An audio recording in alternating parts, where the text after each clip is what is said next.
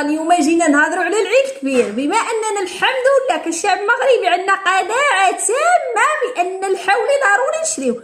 تكون ما كتصليش، تكون ما عارفش اركان الاسلام، تكون ما عندك حتى علاقه بالدين، مهم كتلقاه هو الاول واقف في السوق. هذه قاعده عامه. ثاني شيء تكون الحرب العالميه الثالثه، تكون كورونا، تكون زلزال، حاولي نشريو. ما يمكنش نسمع حولي وانت ما يمكنش. راه قاعده عامه، هذه راه التقاليد وبقات عندنا تتوارث. كتلقى السيد القتيله نايضه كل عام، لقى قتيله نايضه كل عام. ما بقينا عارفين واش عيد الاضحى، ما بقينا عارفين عيد القتيله، ما بقينا عارفين عيد دابيزه، ما بقينا عارفين والو. احنا دابا غنعيدين معاهم وصافي ودايرين السنه وشي ما المهم هادشي اللي كاين وصافي. هاد العام